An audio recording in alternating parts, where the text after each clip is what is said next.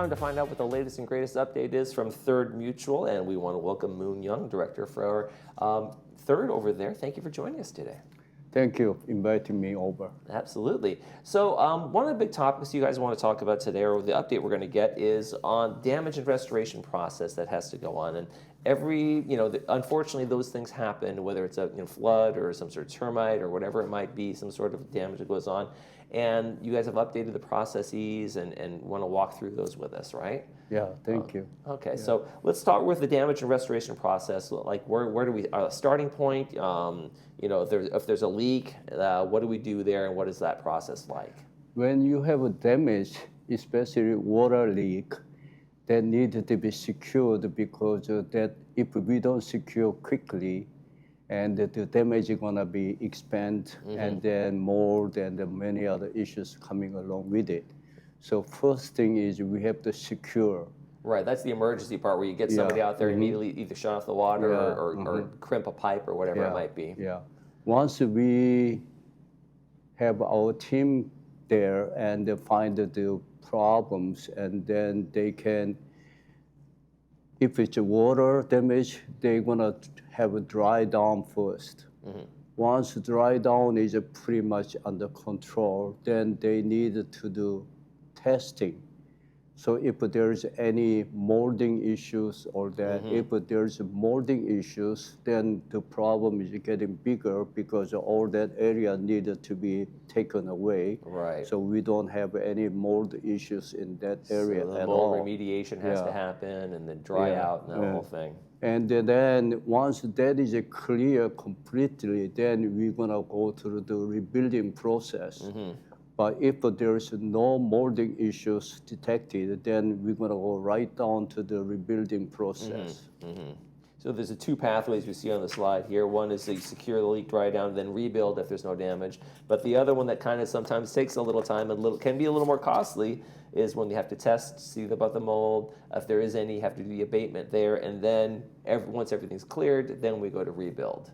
Correct. Right. Yeah. Okay. And so is there anything different about that process that you guys are talking about in terms of any updates, or that's the one that's in place all the time? No, this has been going on a long Right. time, and I think we've been doing it.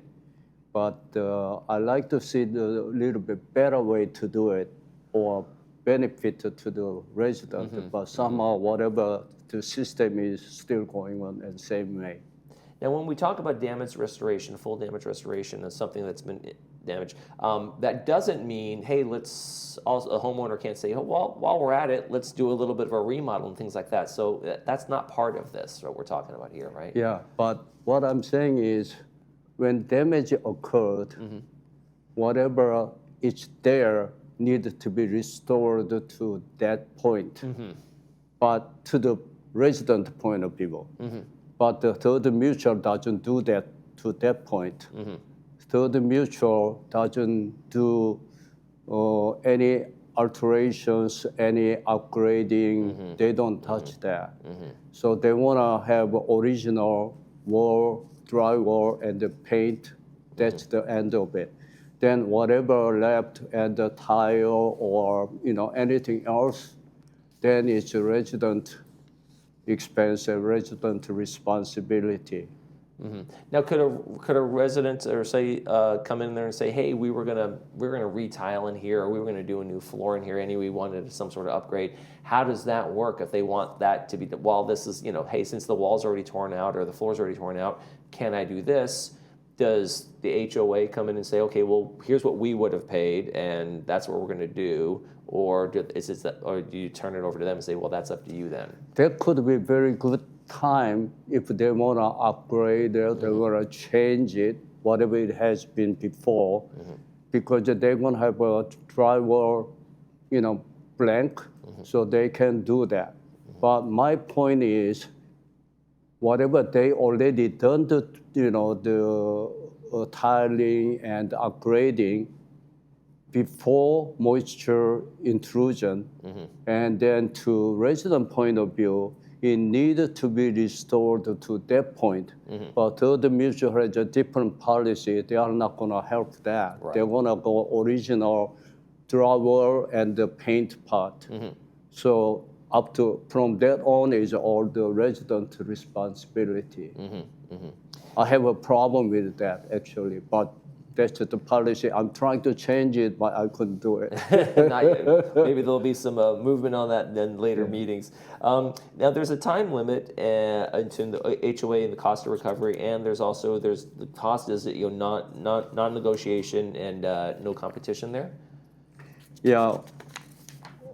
When they are rebuilding process or in any process of the damage control, damage restoring process, there's a lot of vendors involved, testing involved, except that the security first come in and they detected it. After that, they are using testing, they are vending, and then dry out is also, and restoring also. There are a lot of vendors involved. But my point is, the resident does not have any other choice, whatever the HOA gave it to them.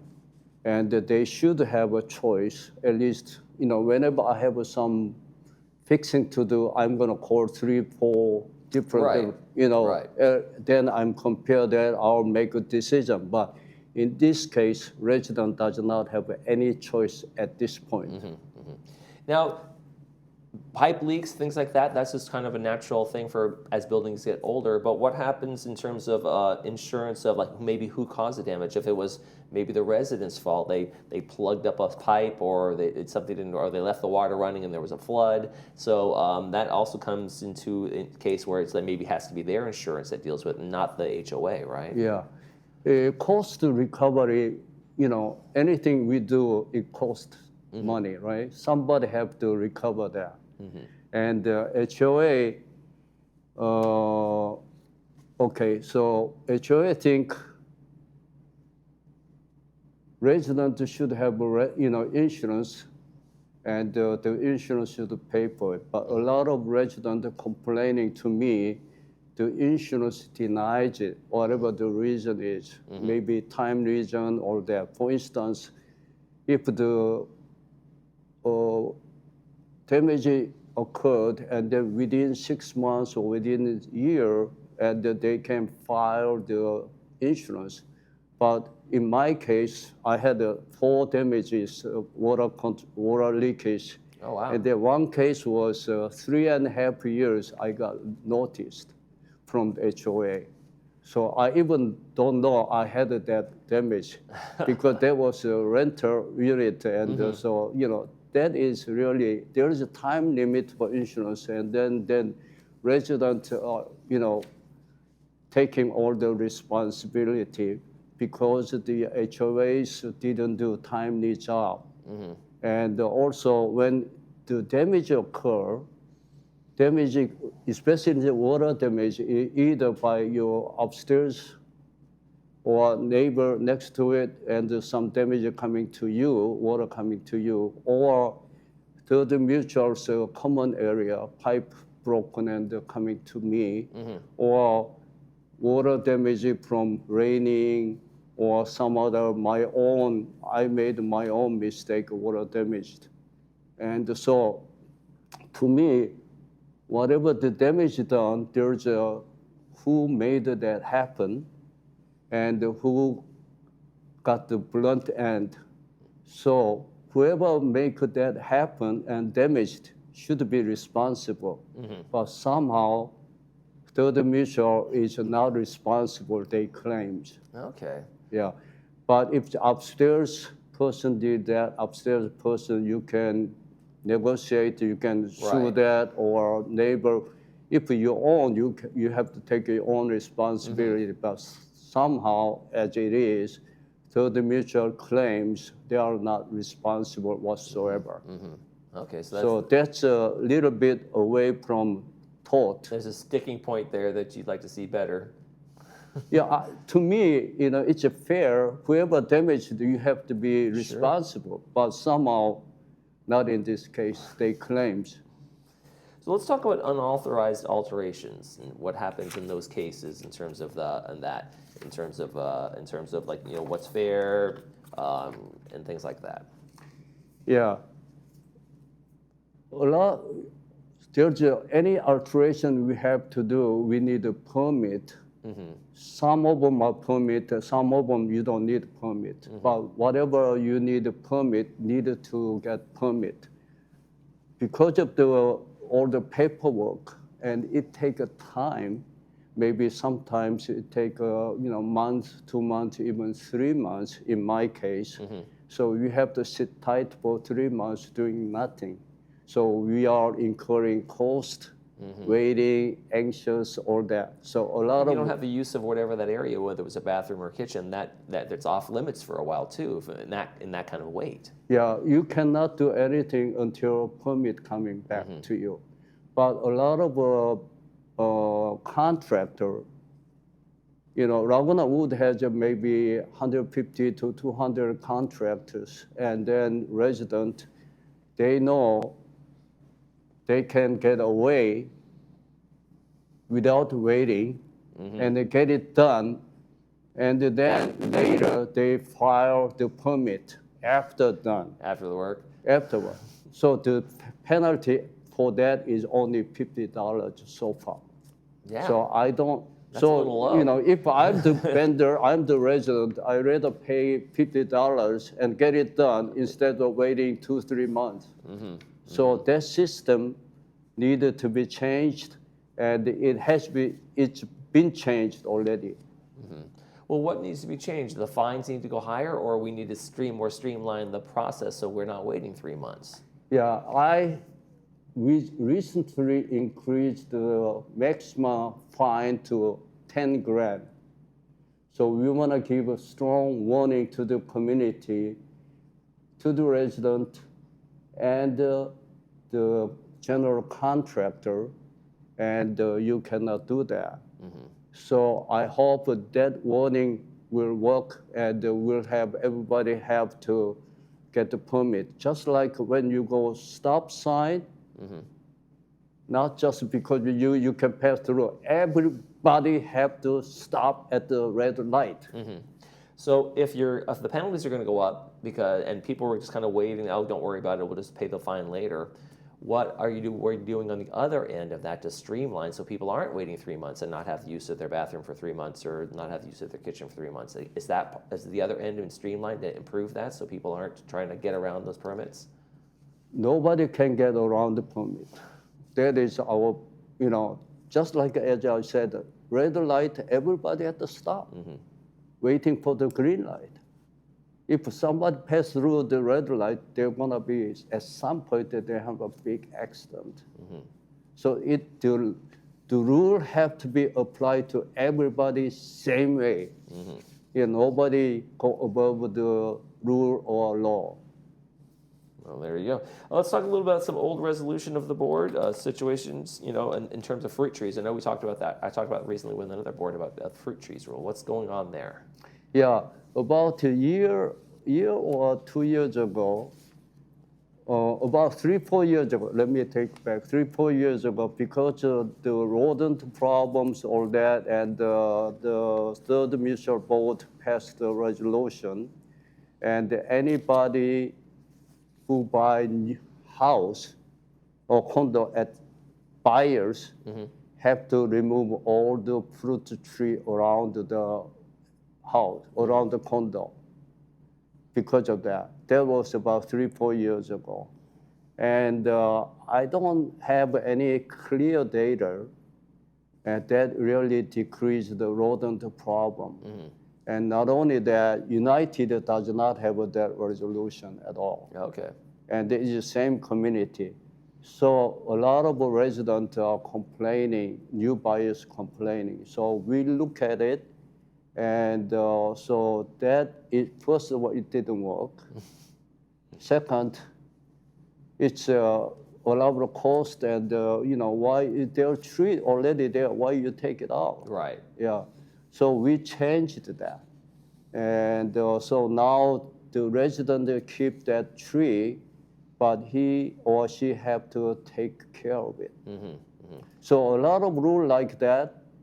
This is a 60 years old community plus, And so there's so many resolutions outdated or not fit to current situation. So we need to review it, we need to update it, we need to accommodate whatever new technology, new situations, we need to do that.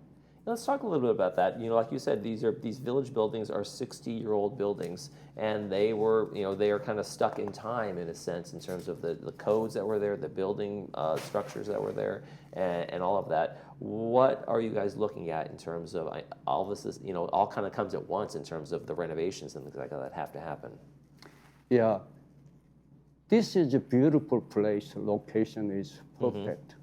But 60, 70 years ago, when they started, there was nothing around here, only this building started. Mm-hmm. So they tried to do a lot of things, but the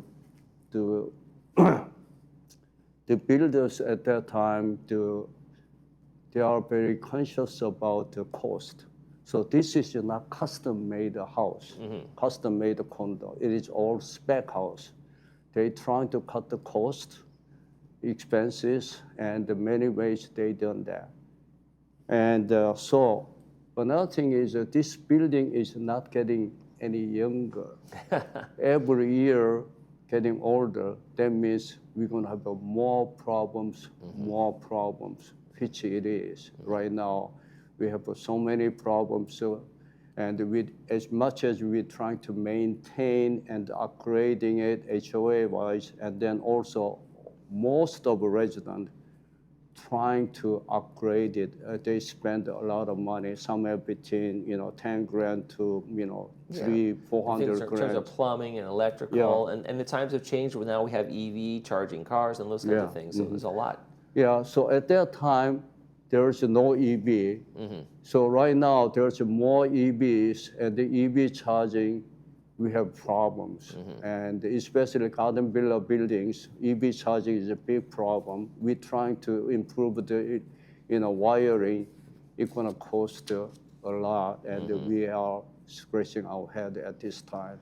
But at some point, we have to do it, but we don't know how. Mm-hmm. For instance, at that time, we didn't think there were just so many people gonna have retired people. So many people have one car or even two cars. Mm-hmm. On top of that, you have a golf cart. Even husband and wife maybe two golf carts. Where that gonna be all parked? Mm-hmm. Was not considered that at that time. Right. So all those are creating problems right now. Mm-hmm. We need to solve that. And we don't know how to do it. And we're trying to do like a bandage work right mm-hmm. now. Mm-hmm. But I like to see that the long-term range and how we're gonna fix it or how we're gonna give a future, what we're gonna do. Okay. Let's talk about some of the costs that, the realities of the cost on property insurance and other things like that. We got a slide here from what the property insurance is. It's really gone up. That's usually the number you see, but it's really gone up kind of significantly since just 2021. Yeah, one of the expense is big expense is property insurance. There is a property insurance yearly goes up. Mm-hmm. Some years going up significantly, mm-hmm. some years less. At least like CPI is going up 3%, at most 5%, but insurance going up much higher. There's several reasons for that. One is product value here is appreciated, mm-hmm. that many things by market. Second one is the people or resident upgrading their unit. So let's say I bought $500,000 and upgraded about 200 grand, and it goes up higher. Right, so the value of what it's being insured is going up, so naturally the insurance goes up. And that goes up. So we're trying to curtail that increasing because it's big cost. And so one thing is we want to have a bigger market. So last year we combined the United and the Third Mutual. We have a little bit better negotiation power. Also, take a little bit more risk, then we may have to bring it up to deductible. Let's mm-hmm. say, just a car, we say $1,000 deductible, and then if we bring it up $2,000 deductible, insurance gonna go cost down. Or we shop around and we make a better deal. So there's a lot of effort trying to contain the insurance cost right now. Okay, well, that's one heck of an update. I want to thank you very much, Moon Young from Third, just for coming in today and giving us all this information. It was great stuff. Thanks for coming in. Thank you. All right, folks, you're watching This Day. We'll be right back.